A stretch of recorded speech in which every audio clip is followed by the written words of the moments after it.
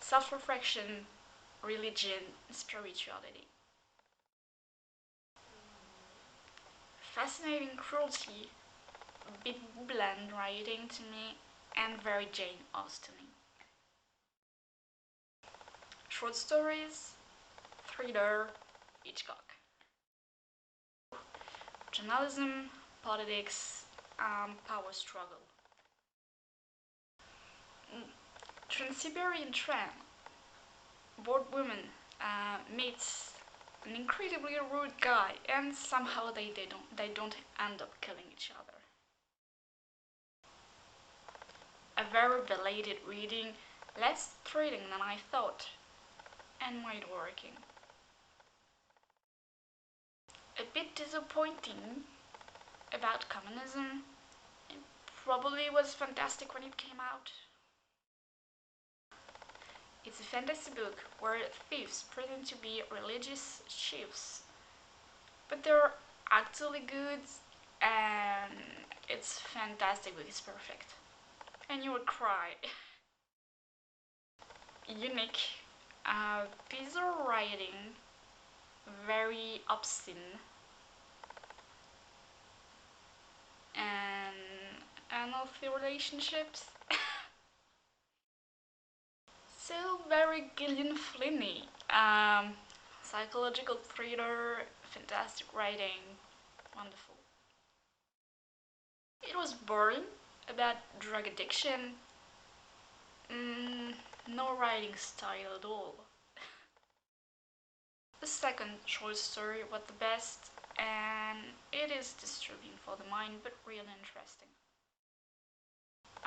Totally not what I expected, and fantastic, and written via letters. That's a plus. Every single book that I read for university, sociology, political sciences, incredibly funny in an unpredictable way. Disappointment, um, midlife crisis.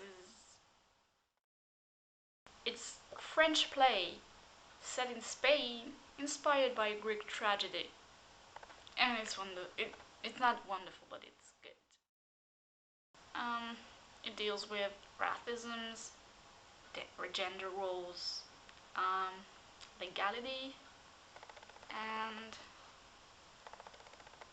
it's interesting. Sex workers' experiences, interesting. Very disturbing, incest, revolution, quite funny. A man comes into hospital about to die and somehow comes out alive. Philosophy, big classic, must read. Unpredictable. Spirits actually do exist, and it's fantastic. Simone Weil, it's a French politician um, who spent part of a childhood in extermination camp during World War II and survived and fought for abortion rights and women's rights in France. Sex worker experience again, and interesting as well. It's the most what the fuck book I've read this year. For example, llamas are ruling humans' heaven. They're gods. Probably one of the best books I've read this year. It's diverse and complex and real and perfect. Actions can now control your mind, and it's done in a very interesting way, and it's a bit disturbing, but in a good way. Really tried to like it, but it's racist and misogynist and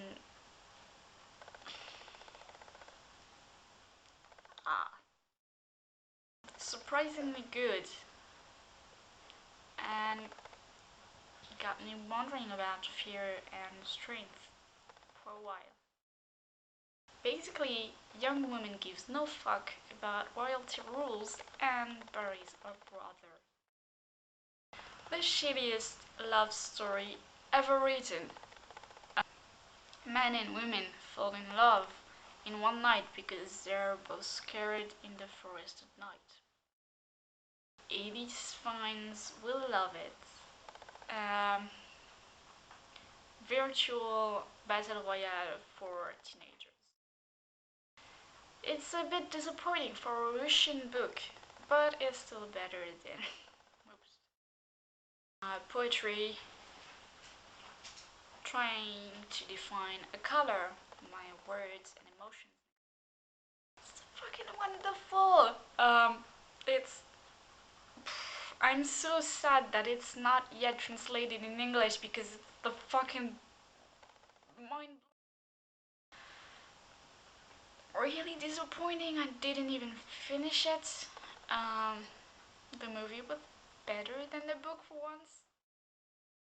Modern day Faust and super drawings.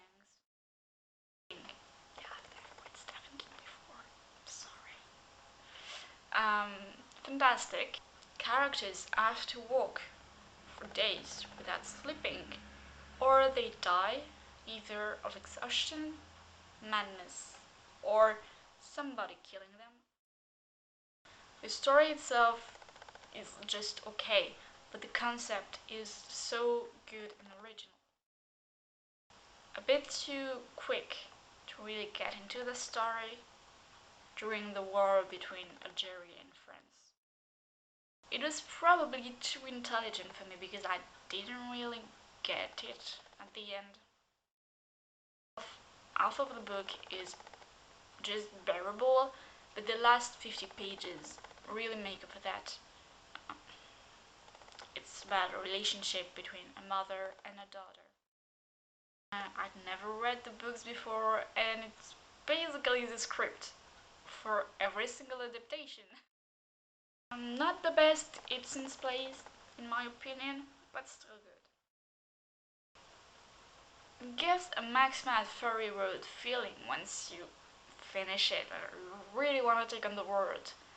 But it's set in China during the Industrial Revolution. Bioshock. It's more context, more details, and a must read if you like the video games. It was a fucking pain in the ass to read, but it is stylistically interesting.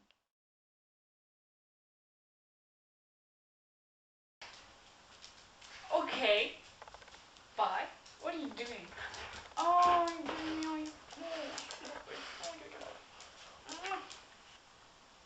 my dog is sniffing the camera.